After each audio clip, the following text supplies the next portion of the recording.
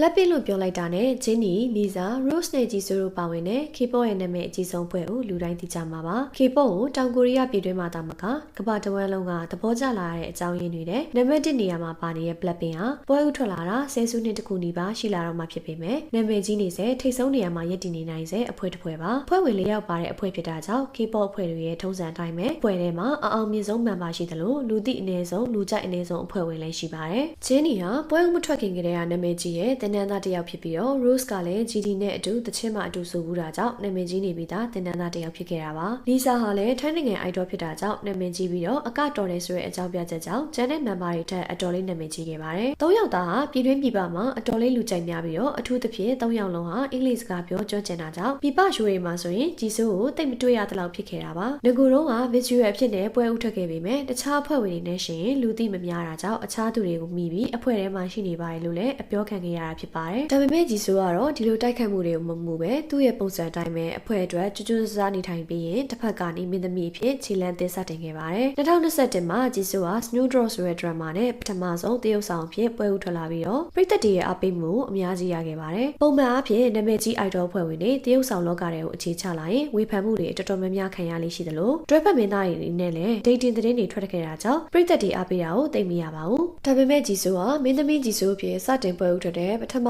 ဆုံး drama မှာလည်းမင်းသားကြောင်ရင်းနဲ့တွဲဖက်ပြီးတော့အတော်လေးလိုက်ဖိုက်ခဲ့တယ်လို့ drama ပရိသတ်တော်တော်များများလက်ခံနိုင်တဲ့သရုပ်ဆောင်စွမ်းရည်ကိုပါပြသခဲ့တာဖြစ်ပါတယ်။ဒီ drama နဲ့ပဲ Jisoo ရဲ့ရုပ်ရည်ဟာလူတွေကြားမှာနာမည်ကြီးလာပြီးတော့တောင်ကိုရီးယားနိုင်ငံရဲ့စံပြအလှပိုင်ရှင်ဖြစ်ပါအတိအမဲ့ပြုခံလာရပါတယ်။ဒါအပြင်နောက်ပိုင်းမှာ Jisoo ရဲ့တကူတော်သချင်း Flower ဟာလည်းမသိရလူမရှိလောက်အောင်နာမည်ကြီးသွားခဲ့ပြီးတော့စံချိန်တင်မှတ်တမ်းတွေအများကြီးရခဲ့ပါသေးတယ်။ idol ဖွဲ့ဝင်ဖြစ်ကနေတကူတော်အဆိုတော်အနေနဲ့ပါအတိအမဲ့ပြုခံလာရပြီးတော့အောင်မြင်မှုပိုရလာခဲ့ပါတယ်။ဒီလိုအောင်မြင်မှုတွေနဲ့အတူ Jisoo ဟာစိတ်ခံပစ္စည်း brand တွေတော်တော်များများနဲ့လက်တွဲခဲ့တယ်လို့ fashion ဘိုင်းမှာလည်းအတော်လေးလွှမ်းမိုးမှုရှိတဲ့အမျိုးသမီးဖြစ်လာခဲ့ပါတယ်။အထူးသဖြင့် Jisoo ဟာ Dior Princess လို့တောင်တင်စားကြတဲ့အထိထိပ်တန်း brand ဖြစ်တဲ့ Dior ရဲ့ပါစားပေးမှုခံရတဲ့တောင်ကိုရီးယား idol တစ်ယောက်ပါ။ Dior ရဲ့ CEO ဟာဆိုရင် Jisoo ကိုအတော်လေးချစ်ပေးပြီးတော့သူ့အနေနဲ့ YG company က Jisoo ကိုအလုပ်ထုတ်လိုက်ရင်သူခေါ်ရမယ်လို့တောင်ပြောခဲ့ပူပါတယ်။ Dior brand ရဲ့ fashion show ပွဲတွေတိုင်းမှာရှေ့ဆုံးတန်းအနေထိုင်ခွင့်ရတဲ့ idol ဖြစ်တဲ့အပြင်အခုချိန်ထိလည်း Jisoo ဟာ Dior နဲ့လက်တွဲထားတဲ့အမှုပညာရှင်တွေအကုန်လုံးထက်ပိုတဲ့ဦးစားပေးမှုရထားတဲ့သူဖြစ်ပါတယ်။မကြာသေးခင်က